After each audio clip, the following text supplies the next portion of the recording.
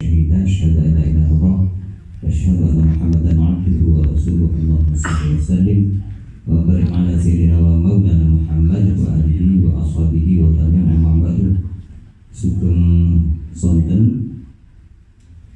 ada beberapa hal yang perlu kami sampaikan. Yang pertama, menjelaskan mengapa Dinas Kearsipan dan Perpustakaan memberi kesempatan kepada Permadani untuk menyelenggarakan kegiatan di ruang ini dan ruang mana yang dibutuhkan. Saya selama 2 tahun di Bergodo 19 ya kemarin, Bergodo 19, dan sebelum saya memberikan rekomendasi, sebagian dari karyawan Dinas Arbusda sudah mengikuti kegiatan ini, kemudian menyampaikan informasi kepada saya terkait dengan kegiatan yang diselenggarakan dalam wadah Permadani ini. Lalu saya buktikan dengan pengamatan saya, ternyata ada proses yang relevan dengan misi Dinas Kearsipan dan Perpustakaan Kabupaten Wonosobo, yaitu misi untuk menguatkan literasi di Kabupaten Wonosobo. Literasi dalam hal ini adalah literasi budaya, karena literasi ada banyak sekali. Kemudian prosesnya nampaknya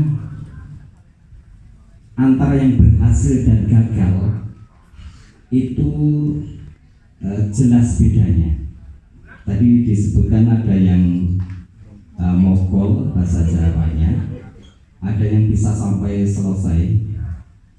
Salah satu di antara yang saya amati, saya analisis, itu karena modul yang disediakan modul ya Pak ini.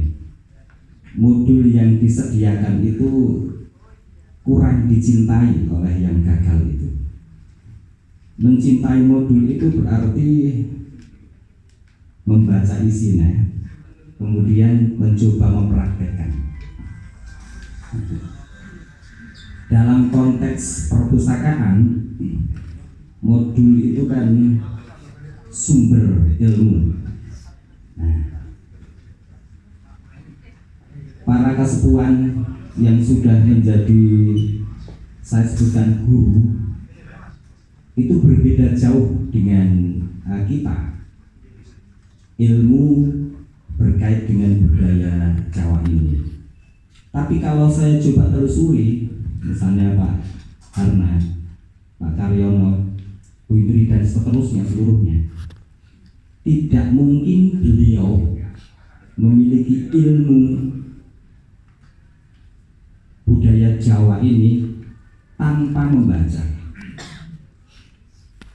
Hanya persoalannya begini, sering sekali orang yang sudah berilmu merasa dirinya yang berhasil pintar, padahal Mas Kholis mana? Mas Kholis ya? Mas Dokter Kholis mana? Nah itu di belakang.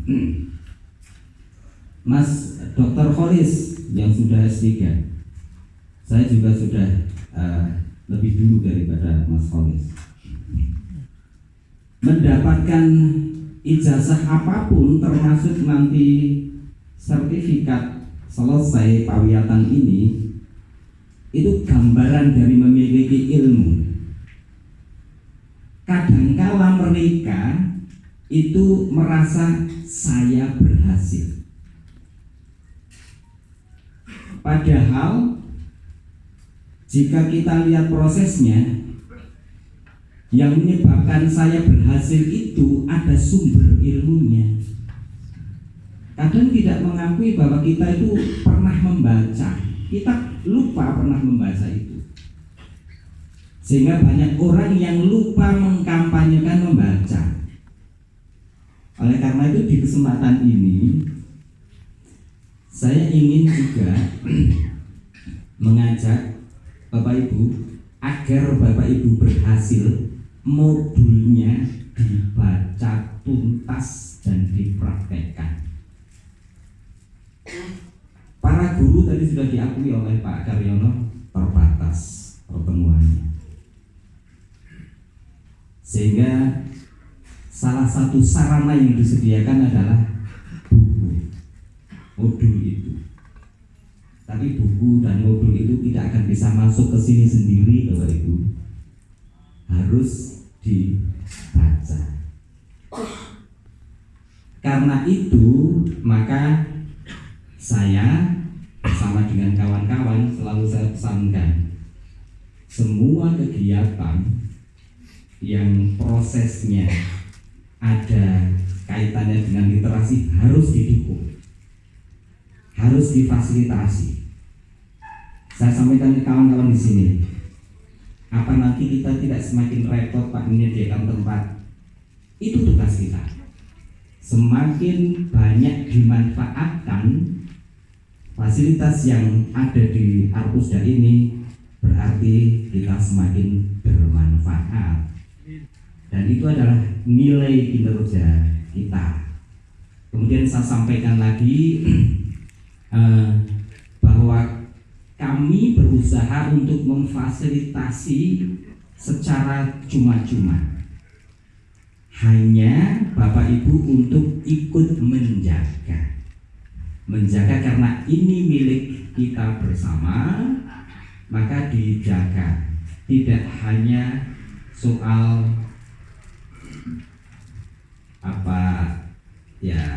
keutuhan sarana prasarananya, tetapi juga kebersihannya. Misalnya kalau ngerokok,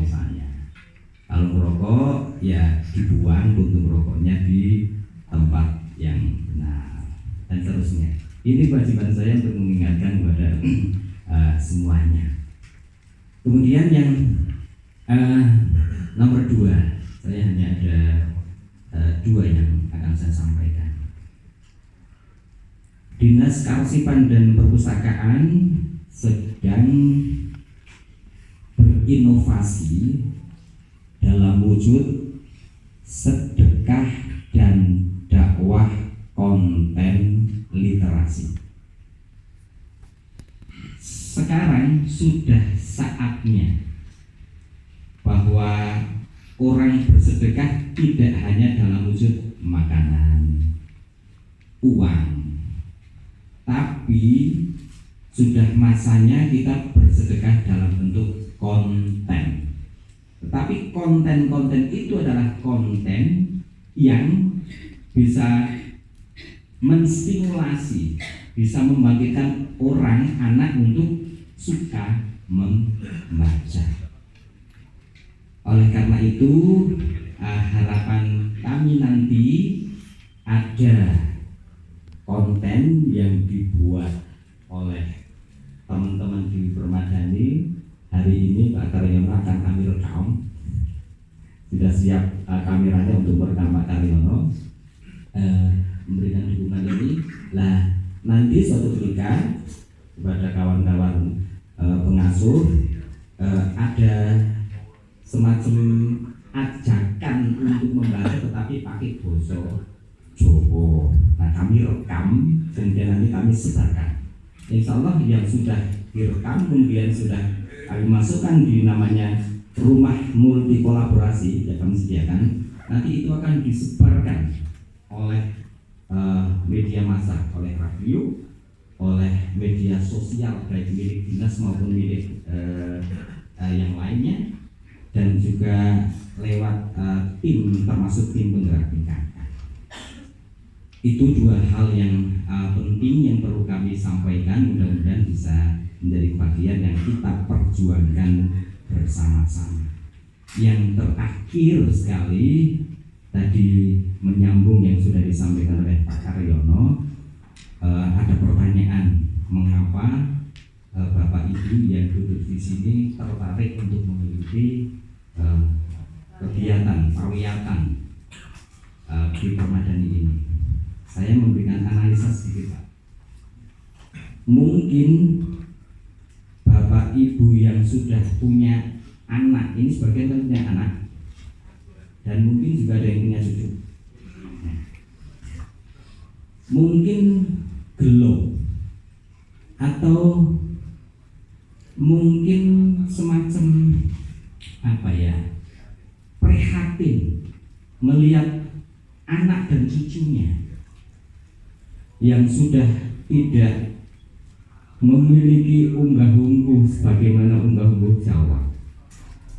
Kemudian basa Jawa ini memprihatinkan, juga memprihatinkan. Itu dialami ketika Bapak Ibu masih menjadi siswa SD dulu. Ketika Bapak Ibu menjadi siswa SD, orang pati peduli bahasa Jawa. Saat ini dengan pun kapok kan, pun kapok.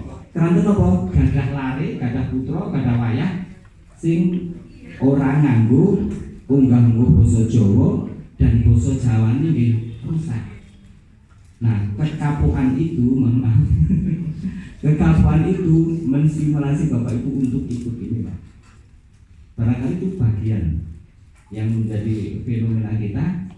Kemarin juga sudah oleh Pak Bupati, kami semua kepala dinas diwajibkan oleh Pak Bupati untuk mengikuti pawiatan, dan ini sedang dirancang.